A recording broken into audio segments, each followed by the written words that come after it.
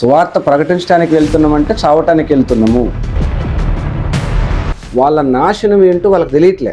వాళ్ళ నాశనం నుండి తప్పించబడటానికి చాలా మార్గాలు వెతుక్కుంటున్నారు. వాళ్ళు మార్గాలు వెతుక్కుంటూ సర్వైవ్ అవుతున్నామని ఒక తృప్తిలో ఉన్నారు. రాష్ట్రపతి ఉత్తర్వులు జారీ చేశారు కదా, వాటి గురించి మీ అభిప్రాయం ఏమంటారు? రీసెంట్గా సుప్రీంకోర్టు ఒక జడ్జిమెంట్ ఇచ్చింది. సుప్రీంకోర్టు జడ్జిమెంటు ఆ పాస్టర్ వరకే వర్తిస్తుంది. భారతదేశంలో సువార్త ప్రకటించడానికి ఇన్ని ఆటంకాలు ఎదురవుతున్నాయి కదా. వాళ్ళు సర్వైవ్ కావటానికే ప్రయత్నిస్తున్నారు కానీ దేవుని మనసుని ఎరగలేకపోతున్నారు. ఇంకా ఫ్యూచర్లో ఎలా ఈ గాస్పల్ అనేది ప్రకటించబడుతుంది? అసలు సాధ్యం అంటారా ప్రకటించడానికి? అయితే భూమి మీద తప్పించబడతారేమో కానీ ఇది జీవితం కాదు. This is the temporary. ఇది చాలా చాలా శాశ్వతమైనది కాదు.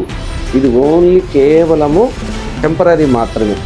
కాబట్టి దీనికే ప్రజలు ఆలోచిస్తున్నారు కానీ శాశ్వతమైన దాని గురించి ఆలోచించట్లేదు. అందుకే దేవుని మనసు ఏంటంటే శాశ్వతమైనది ఉంది.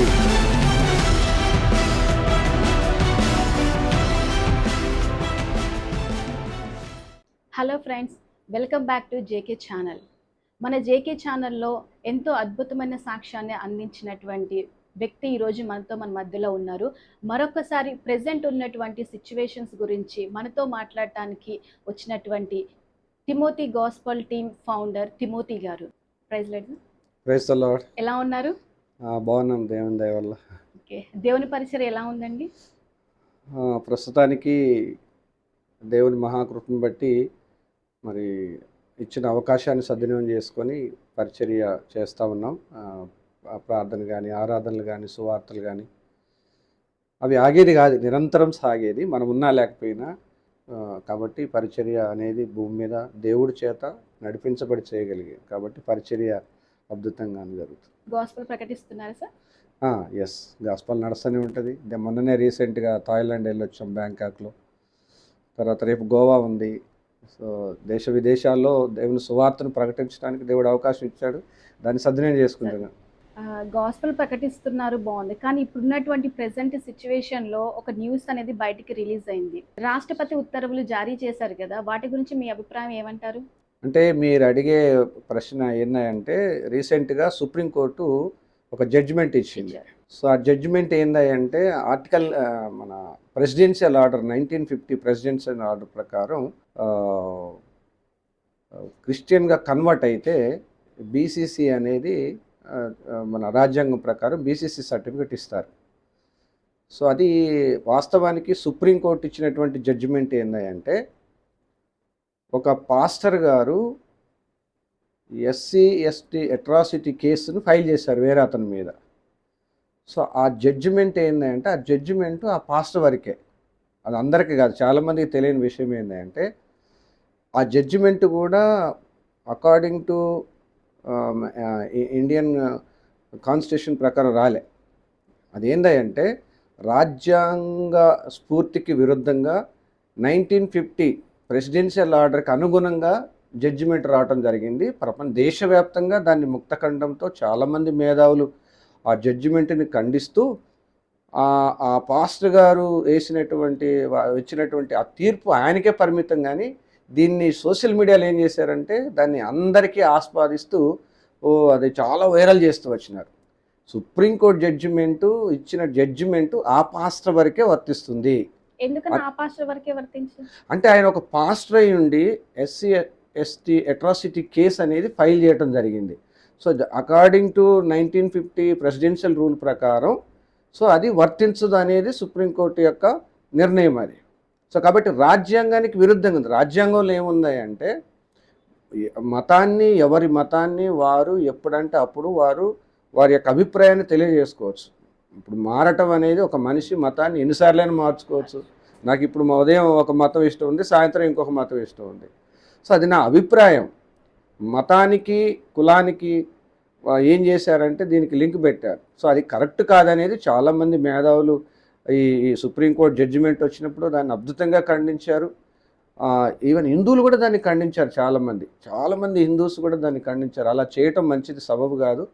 ఎందుకంటే దేవుడు మతానికి కాదు, దేవుడు మనిషికి దేవుడు కానీ మతానికి కాదు. దేవుడు మనిషికి కానీ కులానికి కాదు. ఆ, ఇది చాలా సింపుల్ విషయాన్ని ప్రజలు అర్థం చేసుకోవట్లే. దేవుణ్ణి మతానికి ఆస్వాదించడం అనేది అసలు అది దాన్ని మనం జీర్ణించుకోలేని విషయం. ఎవడైనా కూడా ఈ మతము ఇప్పుడు క్రిస్టియానిటీ అనేది ఇట్స్ నాట్ రిలీజియన్, మతం కాదు. ఎందుకని చెప్తున్నానంటే ఏ రోజు కూడా దేవుడు ఈ మతానికి దేవుడు అని చెప్పుకోలే. ఏ బైబుల్ ఎక్కడ చూసినా కూడా ఇది మతం అని చెప్పలేదు. ఏ ప్రవక్తల నోటి నుండి మతం అని చెప్పలేదు. ఏ దేవుని సేవకులు ఇది మతం అని చెప్పలేదు. దేవుడు మతం అని చెప్పినప్పుడు, పరిశుద్ధమైన బైబిల్ గ్రంథంలో మతం అని లేనప్పుడు, ఏ ప్రవక్తలు కూడా దేవదూతలు కానీ లేకపోతే దేవుని సేవకులు కానీ ఇది మతం అని చెప్పినప్పుడు ఇది మతం ఎలా అవుతుంది? కాబట్టి దేవుడు మతానికి కాదు, దేవుడు కులానికి కాదు. సో మనుషులకు మాత్రమే దేవుడు.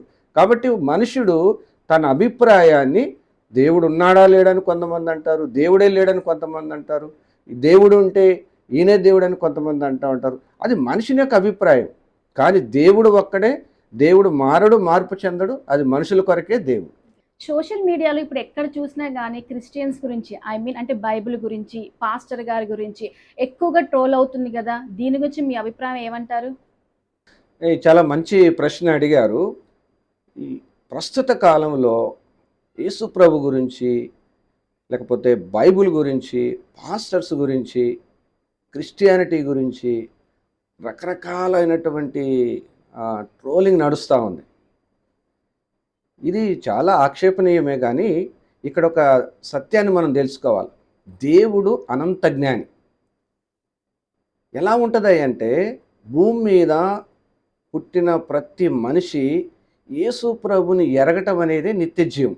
యేసు ప్రభు గురించి వినటం అనేదే సత్యం. కాబట్టి ప్రతి వాణి చెవులో యేసు అనేటువంటి ఒక 2 అక్షరాల మాట పడటం అనేది దేవుని యొక్క ఆలోచన. కాబట్టి అది ఎలాగ యేసు ప్రభు నామం భూదిగంతం వరకు వెళ్తుంది అనేది దేవుని యొక్క ప్రణాళిక. ప్రస్తుత కాలంలో చాలామంది ఏమనుకుంటారంటే యేసు ప్రభు గురించి చాలా వ్యతిరేకంగా మాట్లాడుతున్నారు, పరిశుద్ధ బైబిల్ గ్రంథం నుంచి చాలా వ్యతిరేకంగా మాట్లాడుతున్నారు, పాస్టర్ల గురించి చాలా వ్యతిరేకంగా మాట్లాడుతున్నారు. మాట్లాడటం అనేది వాళ్ళకున్నటువంటి వాక్ స్వాతంత్రం. మనం ఏదైనా విన్నప్పుడు, మాట్లాడుతున్నప్పుడు మనం ఎరగవలసిన సత్యం ఏంటంటే వాళ్ళకు వాక్ స్వాతంత్రం ఉంది కాబట్టి మాట్లాడుతున్నారు అనేది మొదట మనం గ్రహిస్తే తదుపరి దాంట్లో ఉన్న దేవుని జ్ఞానం అనేది బయటపడతా ఉంటుంది. ఇప్పుడు మనం ఎగ్జాంపుల్గా నేను కానీ బైబిల్ పట్టుకొని యేసు ప్రభు గురించి ఒక మాట చెప్పాను అనుకోండి, సోషల్ మీడియాలో వెంటనే దాన్ని ఏం చేస్తారు, స్కిప్ చేసేస్తారు. కానీ అదే విషయాన్ని యేసు ప్రభు గురించి అది మంచిగా చెప్తున్నాడో వ్యతిరేకంగా చెప్తున్నాడో తెలియదు, కానీ యేసు ప్రభు గురించి ట్రోలింగ్ చేసే వారి యొక్క మాట భారతదేశంలో కాదు, చాలా ప్రపంచవ్యాప్తంగా చాలామంది చూస్తూ ఉన్నారు. ఇది దేవుని యొక్క జ్ఞానం. దీంట్లో ఏందయ్యా జ్ఞానం అంటే యేసు ప్రభు గురించి అది కక్ష చేతనో మిష చేతనో ఏ విధము చేతనైనా క్రీస్తు ప్రకటించబడుతున్నాడు అనేదే చాలా ప్రాముఖ్యమైంది. చాలామంది ఏమనుకుంటున్నట్టు వాళ్ళు ఏంది ఇంత వ్యతిరేకంగా మాట్లాడుతున్నారని మనకు అనిపిస్తూ ఉంటుంది. కానీ వాళ్ళు సువార్త చేస్తున్నారని నేను అనుకుంటున్నాను. వాళ్ళు బైబిల్ గురించి ఇంత వ్యతిరేకంగా మాట్లాడుతున్నారేంది అనుకుంటాం. కానీ దేవుని వాక్యాన్ని వారి ద్వారా కూడా ప్రపంచవ్యాప్తంగా వెళ్తుందనేది నేను భావిస్తూ ఉంటాను. పాస్టర్స్ గురించి చాలా అసభ్యకరంగా మాట్లాడుతున్నారని నేను అనుకుంటా ఉన్నాను. కానీ పాస్టర్లు బైబిలు దేవుడు గురించి వాళ్ళు చెప్పే ప్రతి మాట మనం ఎక్కడికైతే వెళ్ళి ప్రకటించలేమో వారి ద్వారా భూ దిగంతముల వరకు అనేక స్థలాల్లో సోషల్ మీడియా ద్వారా సువార్త కావచ్చు, శుభవార్త కావచ్చు, దేవుని వాక్యం కావచ్చు, లేకపోతే పాస్టర్ గారుల యొక్క ప్రయాస కావచ్చు, వారి ద్వారానే అద్భుతంగా ప్రకటించబడుతుంది అనేది నా అభిప్రాయం. తద్వారా ప్రజలకు మేలు జరిగింది. అల్టిమేట్గా చెప్పేవాడు ఎలా చెప్తున్నాడు అనేది కాదు, కానీ వినేవాడికి అల్టిమేట్గా అది వ్యతిరేక భావం అయినా కూడా ఏదో ఒక రోజున వానికి మేలుకరంగానే ఉంటుందనేది నా అభిప్రాయం. కాబట్టి దాని గురించి ట్రోలింగ్ గురించి ఎవరు కూడా ఎందుకంటే దేవుని వాక్యమే ఉంది, మీ మీద చెడ్డ మాటలల్లా పలికినప్పుడు మీరు ధన్యులు అంటాడు. సో మన మీదనే చెడ్డగా పలికినప్పుడు ధన్యులమైతే దేవుని గురించి మాట్లాడేంత ధైర్యం ఎవడుకుంటుంది చెప్పండి? సృష్టికర్త అయిన దేవుడి గురించి ఆయన ప్రేమ గొప్పదే అండి. కాబట్టి ఇంకా ప్రజలు కానీ ఇంకా నమ్మని వారు కానీ వ్యతిరేకులు కానీ ఇప్పటి వరకు స్టిల్ టుడే ఆయన ప్రేమే కనపడుతుంది తప్ప ఎక్కడ కూడా దేవుడు అధికారం కానీ ఆధిపత్యం కానీ చలాయించట్లేదు. అందుకే ప్రజలు సర్వైవ్ అవుతున్నారు. భారతదేశంలో సువార్త ప్రకటించడానికి ఇన్ని ఆటంకాలు ఎదురవుతున్నాయి కదా, ఇంకా ఫ్యూచర్లో ఎలా ఈ గాస్పల్ అనేది ప్రకటించబడుతుంది? అసలు ఇది సాధ్యం అంటారా ప్రకటించడానికి? ఇక్కడ దేవుని యొక్క ఆలోచన ఏంటనేది ఎరగాల. దేవుని ఆలోచన ఏంటంటే మీరు సర్వలోకమునికి వెళ్ళి సర్వ సృష్టికి సువార్తను ప్రకటించాలి. అది నెంబర్ 1. నెంబర్ 2 ఏంటంటే ప్రతి వాని మోకాలు యేసు నామములో వంగాలి. ప్రతి వాని యొక్క నాలుక యేసు ప్రభు యొక్క నామాన్ని ఒప్పుకోవాలి. సో ఇవి 2 దేవుని యొక్క మనసు. ఇది ఎందుకంటే యేసు ప్రభు ద్వారా ప్రజలకు నశించిన దానిని వెదికి రక్షించడానికి వచ్చాడు. మానవులు భూమి మీద వాళ్ళ నాశనం ఏంటో వాళ్ళకి తెలియట్లే. వాళ్ళ నాశనం నుండి తప్పించబడటానికి చాలా మార్గాలు వెతుక్కుంటున్నారు. వాళ్ళు మార్గాలు వెతుక్కుంటూ సర్వైవ్ అవుతున్నామని ఒక తృప్తిలో ఉన్నారు. రకరకాల ప్రజలు ఉన్నారు, రకరకాల మనస్తత్వాలు కలిగిన వాళ్ళు ఉన్నారు. ప్రజలు వారి బాధల నుండి కావచ్చు, వాళ్ళ పరిస్థితుల నుండి కావచ్చు, వారి కొన్ని ఇబ్బందుల నుండి కావచ్చు, వాళ్ళు ఏదో ఒక పేరుతోని, ఏదో ఒక క్రియతోని వాళ్ళు సర్వైవ్ కావటానికే ప్రయత్నిస్తున్నారు. కానీ దేవుని మనసుని ఎరగలేకపోతున్నారు. అయితే భూమి మీద తప్పించబడతారేమో కానీ క్రిస్టియానిటీలో ఉన్నట్టు ఒక గొప్పతనం ఏంటంటే పునరుత్థానము, రిజరెక్షన్ పవర్ అంటారు. సో దీని గురించి చాలామందికి తెలియకపోవచ్చు. ఏదేమైనా ప్రజలు భూమి మీద బ్రతికినంత కాలమే వాళ్ళు మనసును కోరుకుంటున్నారు. కానీ క్రిస్టియానిటీ ఉన్నటువంటి గొప్పతనం ఏంటంటే ఇది జీవితం కాదు, దిస్ ఈజ్ ద టెంపరవరీ. ఇది చాలా చాలా శాశ్వతమైనది కాదు, ఇది ఓన్లీ కేవలము టెంపరరీ మాత్రమే. కాబట్టి దీనికే ప్రజలు ఆలోచిస్తున్నారు కానీ శాశ్వతమైన దాని గురించి ఆలోచించట్లే. అందుకే దేవుని మనసు ఏందంటే శాశ్వతమైనది ఉంది, అక్షయమైనది ఉంది, వాడబారింది ఉంది. అది దేవునితో ఉండే భాగ్యం. దాన్నే పరలోకమైనటువంటి వైభవం అంటారు. చాలామంది ఏంటంటే పరలోకం అంటే నవ్వుతూ ఉంటారు, పరలోకం అంటే దాన్ని కూడా ట్రోల్ చేస్తూ ఉంటారు. తెలియదు వాళ్ళకి.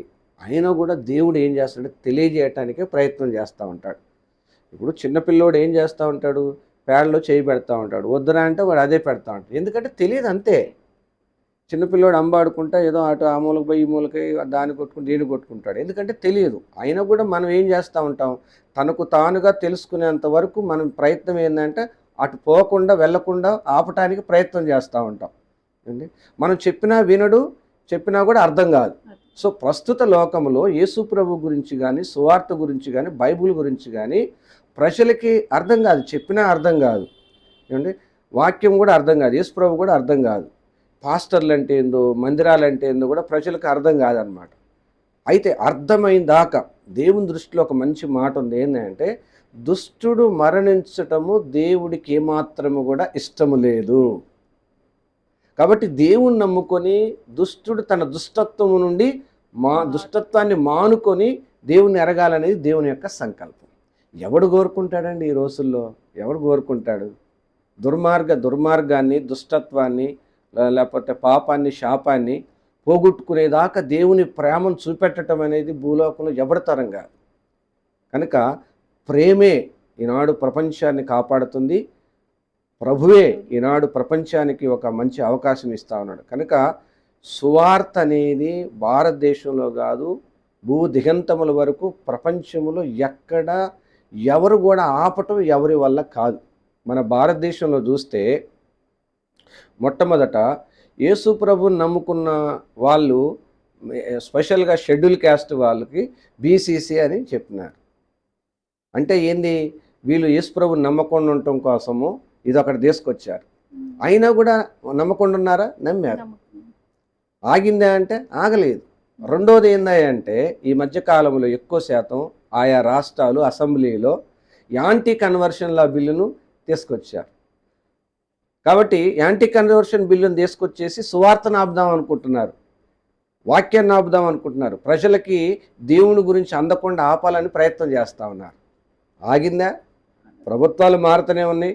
ఒక ప్రభుత్వం యాంటీ కన్వర్షన్లా తీసుకొస్తే ఇంకో ప్రభుత్వం వచ్చి ఎత్తేస్తూ ఉన్నారు. అంటే దాని ప్రభుత్వాలు కాదు, దేవుడే, అది దేవుని కార్యమే.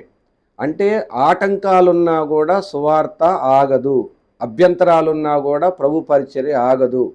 ఎలాంటి విపత్కరమైనటువంటి అంటే ఎలాంటి విధ్వంసకరమైనటువంటి పరిస్థితులు ఉన్నా కూడా దేవుని వాక్యము ఆగదు అంటానికి ప్రభుత్వాలు కాదు కదా, చట్టాలు కాదు కదా, ఎవరి తరం కూడా కాదు, ఎలాంటి అధికారం కూడా కాదు.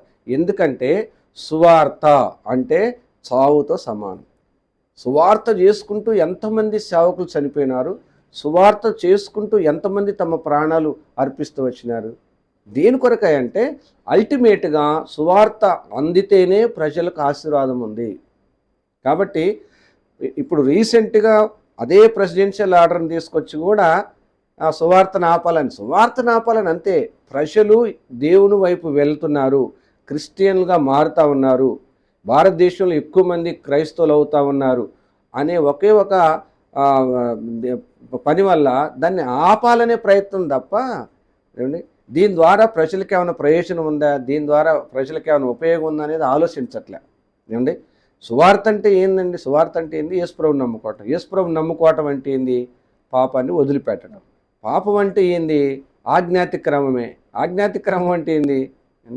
అరే నాయన నువ్వు త్రాగొద్దు అంటాడు, సిగరెట్ తాగొద్దు అంటాడు. సినిమాల్లో చూడండి, స్టార్టింగే ఏం చేస్తూ ఉంటారు. నేను మా చిన్నప్పుడు మేము సినిమా హాల్కి వెళ్ళినప్పుడు స్టార్టింగ్లోనే ఏం చేసేవాళ్ళంటే పొగ తాగరాదు, ఏమండి పొగ తాగుట హానికరం, మద్యం సేవించుట ఆరోగ్యానికి హానికరం అని వేస్తారు. ఎవడ నాగుతున్నాడా? కాబట్టి చెప్పుతారు వాళ్ళు అంతే. చాలామంది ఏం చేస్తారు, సువార్తకు ఉన్నటువంటి గొప్ప ఇదొక ధన్యత ఏంటంటే సువార్తకు ఉన్నటువంటి బలం అంటారు. సువార్తలో ఉన్నటువంటి స్ట్రెంగ్త్ ఏంది అంటే అది సువార్త చెప్పుతుంటే వాడిలో ఉన్నటువంటి దోషం కావచ్చు, నేరం కావచ్చు, పాపం కావచ్చు ఒప్పింపజేస్తుంది. సువార్తలో ఉన్నటువంటి ఒక గొప్ప అద్భుతమైనటువంటి విషయం అన్నమాట ఇది.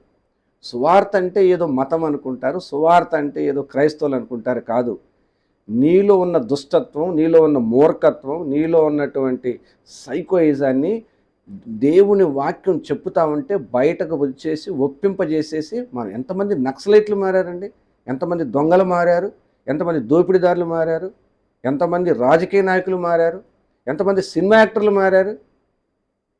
మారినవంటే మతం మార్చినం అంటున్నారు. ఇప్పుడు జయసుధ గారు యేసు ప్రభువుని నమ్ముకుంది, ఆమెను ఎవరు మతం మార్చినారు? రాజా ఏబేల్ గారు అండి, సినిమా యాక్టర్ రాజా గారు, ఆయన దేవుణ్ణి నమ్ముకొని అద్భుతమైన సేవ చేస్తున్నారు. ఆయన ఎవరు మతం మార్చారు? ఆయన్ని ఆర్ఆర్కే మూర్తి గారు, జపన్య శాస్త్రి గారు, సతీష్ కుమార్ గారు అండి, వీళ్ళందరినీ ఎవరు మతం మార్చలే అండి. వాళ్ళు మనసు మార్చుకొని దేవుని తట్టు తిరిగి ఇది సత్యమని ఎరిగి ఈ సువార్తను భూదిగంతంలో తీసుకెళ్తా ఉన్నారు. కాబట్టి మీరు అడిగిన ప్రశ్నను బట్టి ప్రజలకి నేను చెప్పేది ఏంటంటే సువార్త ప్రాణం పెట్టి కూడా ఇతరులను రక్షించాలనేదే సువార్త.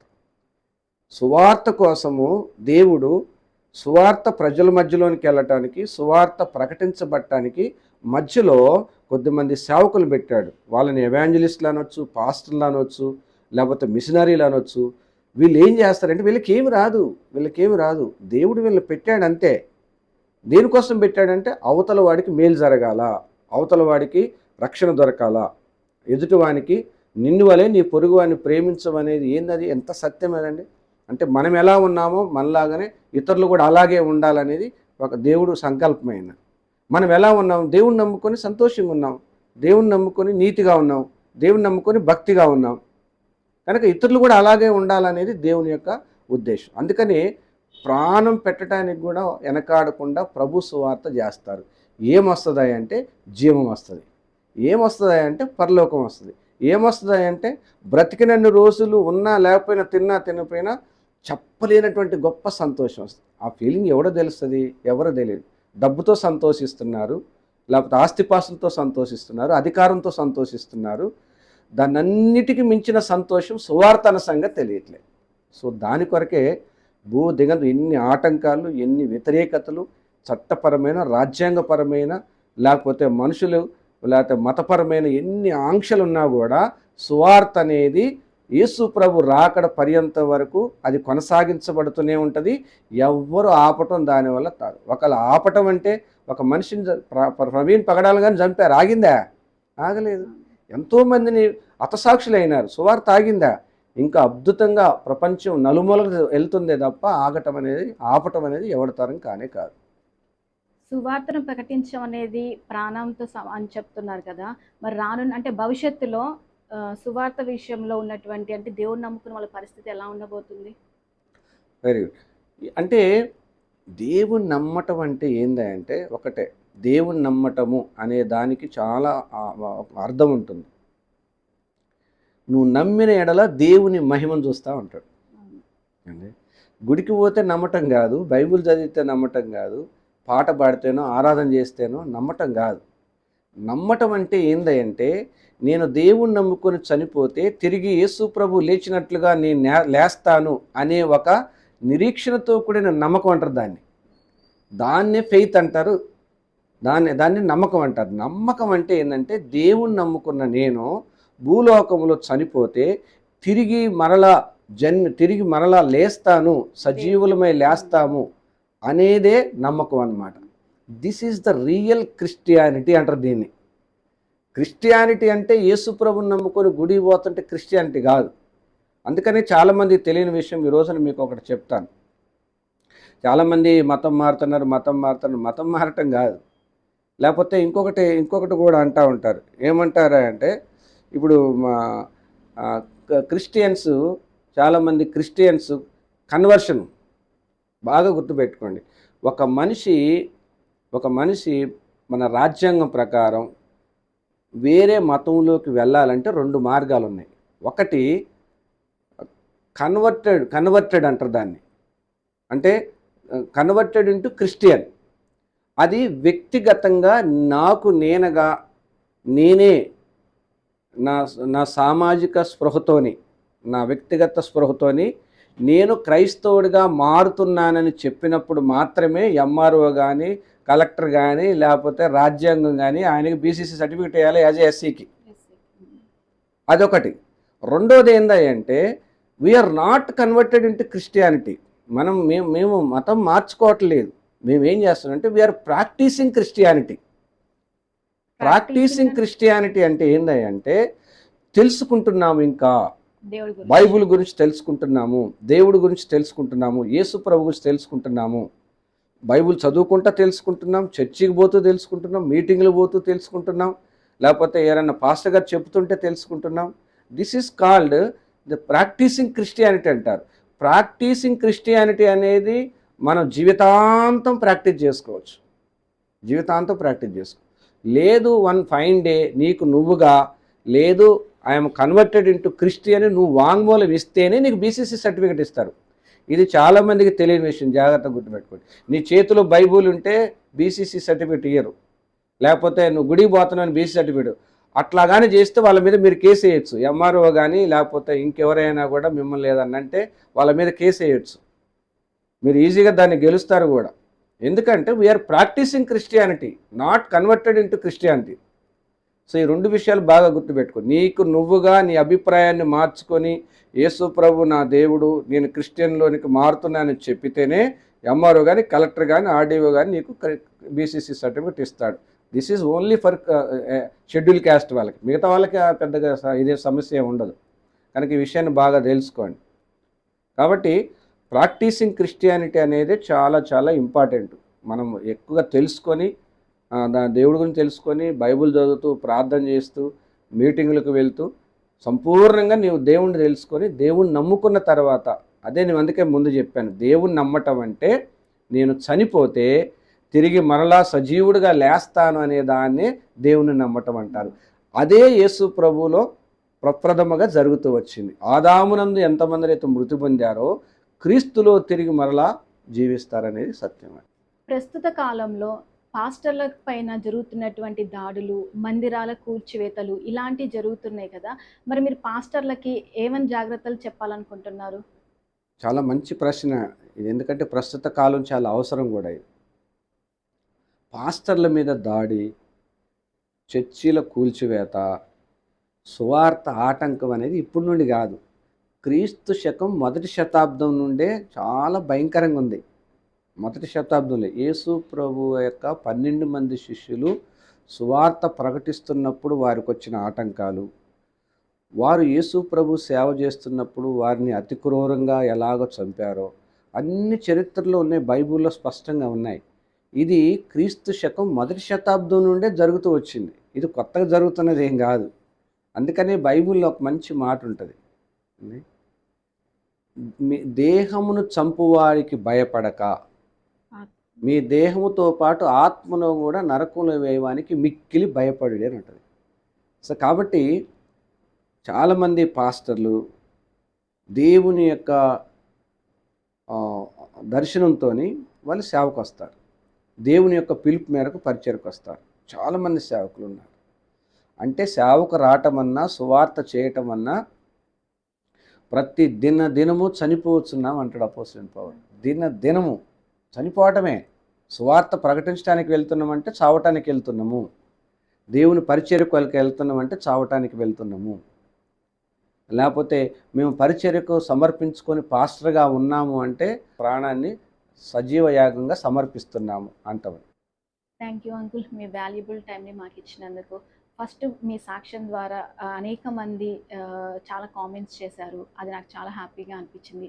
మరొకసారి మా జేకే ఛానల్తో ఇప్పుడున్నటువంటి ప్రజెంట్ సిచ్యువేషన్లో క్రైస్తవులపైన జరుగుతున్నటువంటి వాటి గురించి ఎంతో వివరణగా ప్రేక్షకులకి, పాస్టర్స్కి అందరికీ తెలియజేసినందుకు చాలా థ్యాంక్స్ అంకుల్. మీకు కూడా చాలా వందనాలు. రెండోసారి కూడా మీరు ప్రజలకి ఏదో మాకు తెలిసినంత వరకు మా ద్వారా కొన్ని అమూల్యమైనటువంటి విషయాలు తెలియజేయాలని మమ్మల్ని రెండోసారిగా పిలిచినందుకు చాలా సంతోషం. మీ జేకే ఛానల్ విషయాలు, మంచి మంచి విషయాలు మీ ఛానల్ ద్వారా వెళ్ళటం అనేది నాకు చాలా సంతోషం. మనస్ఫూర్తిగా మిమ్మల్ని అభినందిస్తున్నాను. మీరు మరిన్ని ఇంటర్వ్యూలు అనేక మందితో మీరు చేయాలని మనస్ఫూర్తిగా కోరుకుంటున్నాను. God bless you. Thank you. ఇప్పుడు వరకు మన జేకే ఛానల్ ఎవరైనా సబ్స్క్రైబ్ చేసుకోకపోతే సబ్స్క్రైబ్ చేసుకోండి. ఇంకా మంచి మంచి కంటెంట్స్తో మీ ముందుకు మరొకసారి నేను మంచి ఒక దైవజనంతో మీ ముందుకు వస్తాను. Thank you.